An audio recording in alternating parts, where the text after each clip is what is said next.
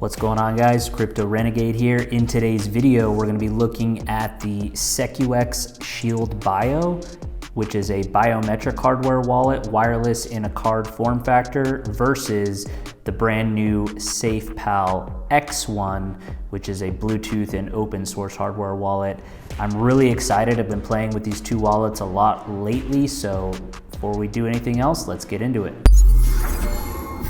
All right, guys, welcome back. So in today's video, it's been a minute since I've made some hardware wallet comparisons. I wanted to do some more testing and take a look at a few more things. As I mentioned in the intro, on my left, we have the brand new Secux Shield Bio, which is a Bluetooth, wireless, and biometric hardware wallet, obviously. And then I'm comparing it against the new X1 from SafePal because this is also an open source and Bluetooth wallet. Now, we're gonna divide this into the same three categories that I typically do, and then comment down below if there's something else that I don't cover that you want in terms of helping you make a hardware wallet purchasing decision. But these are the three general categories I use to decide if I should buy a hardware wallet. First, we're gonna take a look at the form factor, the security, the overall design and user experience.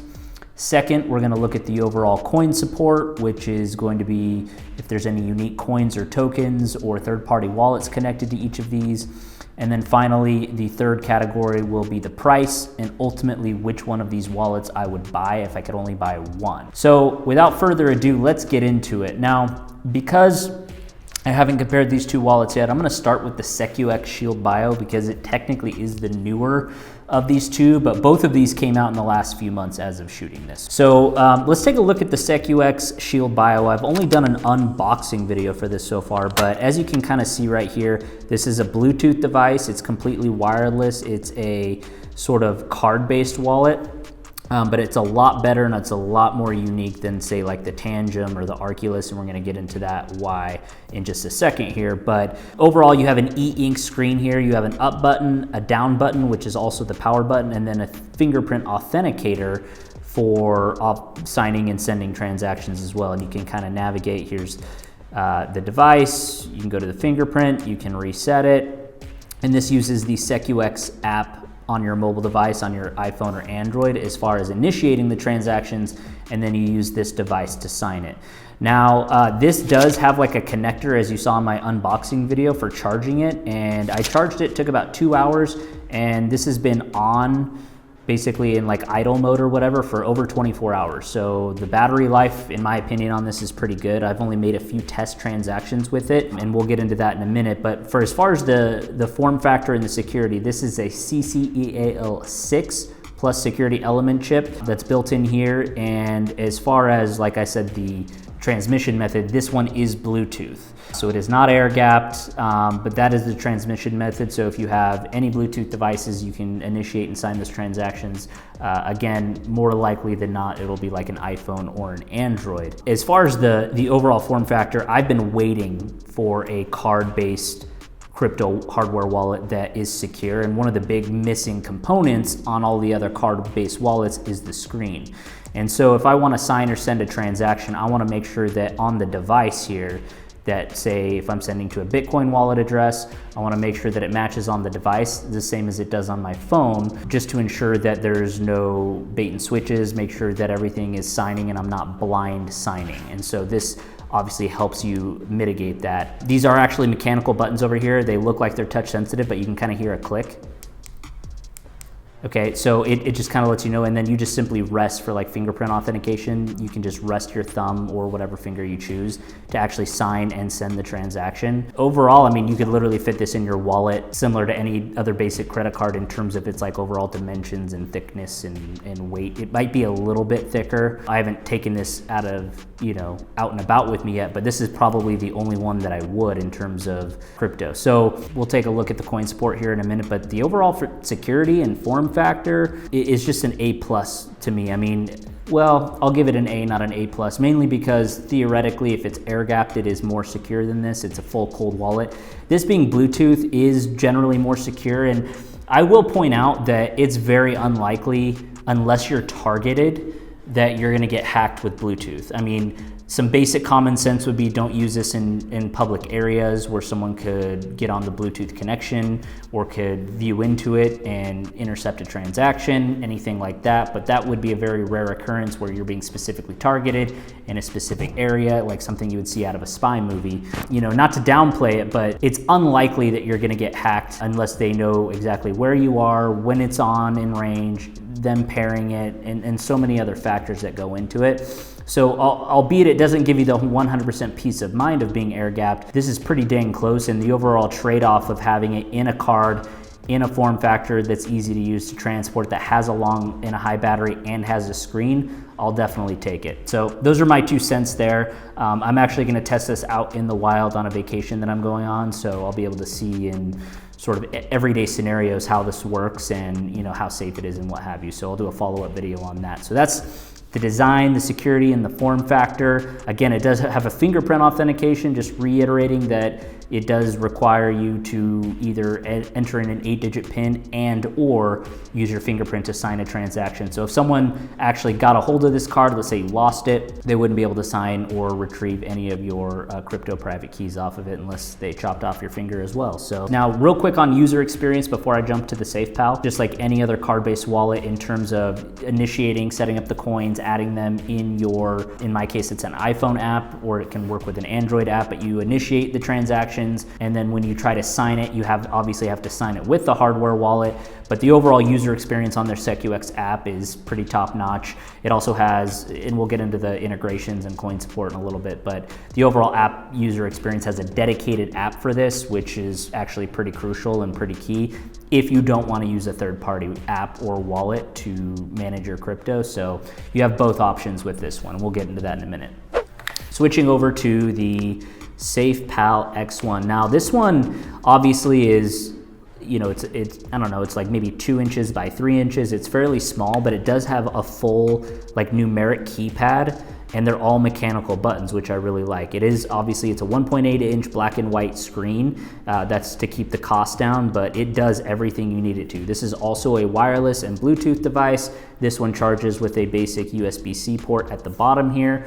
But this, as far as the security, this is a CCAAL5 Plus security element chip, one step below the Secux, and this one is basically very similar to the SafePal S1 Pro in terms of the security element chip, in terms of the app, in terms of the, you know, whether you're using iOS or Android. It's a very similar user experience across all the devices, be it this one is wireless and Bluetooth, and whereas, for example, the SafePal S1 Pro is completely air gapped. So the security method on both of these are the same. They're both Bluetooth, they're both wireless. Basically a plastic shell. I mean, they basically wanted to make this more affordable wallet for the masses, but also keep it open source. And again, from a security standpoint, to reiterate, both of these are open source. So you can audit the code and verify the information. And I feel like a lot more wallets are heading towards that way, especially with the debacle that happened with Ledger and some other providers as well. So transparency and open source is key. Again, as far as the overall design, it's obviously very light, it's plastic. It has a little bit of a smaller battery than, say, like the SafePal S1, and this one so far wins in battery. If you're looking for something with a long battery life, this is pretty solid. The battery that I've tested so far on the SafePal X1 has been something like, I don't know, I maybe get like 2 or 3 hours out of it before it dies. Right now it has 2 out of 3 bars, but you know, the interface is pretty straightforward. Like, for example, if I go to the assets, and you can add all the assets through the app, you can go ahead and add, you know, like Bitcoin, Ethereum, BNB, Matic, Tron, those are the major blockchains. And then I went in and manually added like Arbitrum, Cardano, Aptos, Cosmos, AVAX, Bitcoin Cash, Doge, Polkadot, Ethereum Classic, Optimism, Moonbeam, Injective, KSM, Luna Classic. And since we're off of the design and security more into the coin support, the SafePal X1, in my opinion, is a little bit better, mainly just because they have a lot of native apps built in, plus they have Trust Wallet integration, plus they have MetaMask integration, and then they have several D-apps that you can connect to and you can use as well. I mean, they still have like Luna and Luna Classic in here, coins off of the Cosmos or Atom blockchain, Solana blockchain, new coins like Sui, just to give you an idea. So they, as far as coin support and native coin support through the dedicated app on this, technically they'll both, and we'll talk about coin support in this in a minute, technically they both have third-party wallet support, but they both have a dedicated native application if you don't want to use those third-party wallets, if you don't trust them, if you don't like them, which is really good because I'm finding more and more people want a dedicated app to manage their crypto versus having to use like MetaMask or Trust or any other of those third-party wallets. So if I talk real quickly about the Secux coin support, this is going to have all your basic coins and tokens and blockchains as well. The only difference here is this has Wallet Connect and it has MetaMask as your third-party wallet. So it is going to have like your Bitcoin, your Ethereum, your Binance Smart Chain, your Tron blockchain, your Solana blockchain, and some other coins and tokens natively.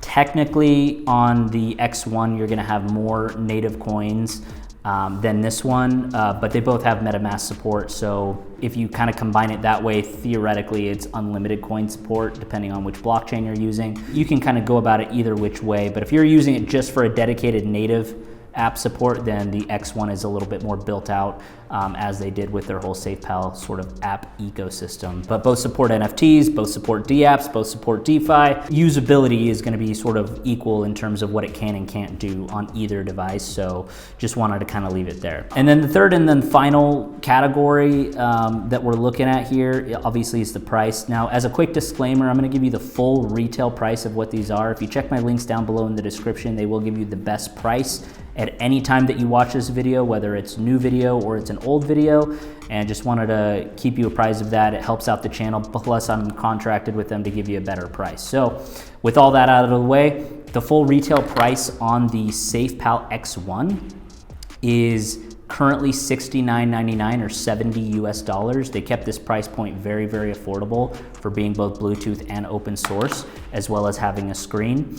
And then the Secux Shield Bio here, full retail price is $149 US. Now, again, this is in my opinion, this is a little bit of a better form factor. You can actually bring it out with you.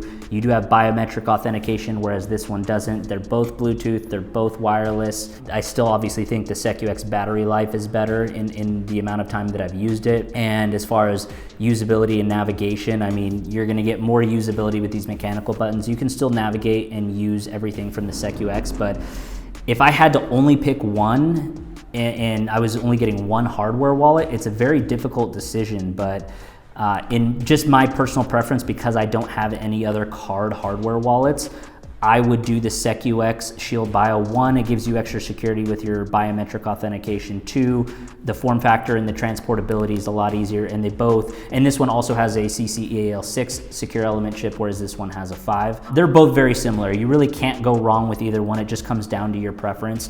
From a price perspective, obviously this one is about double the price. So if you're looking to get in something that's entry level, that has okay battery life, then I would go with the SafePal X1. And if you're looking for something that's a little higher end, higher quality, a little more convenient in the form factor, that kind of thing, has biometrics. I mean, honestly, this is my favorite card-based crypto hardware wallet that I've used, period.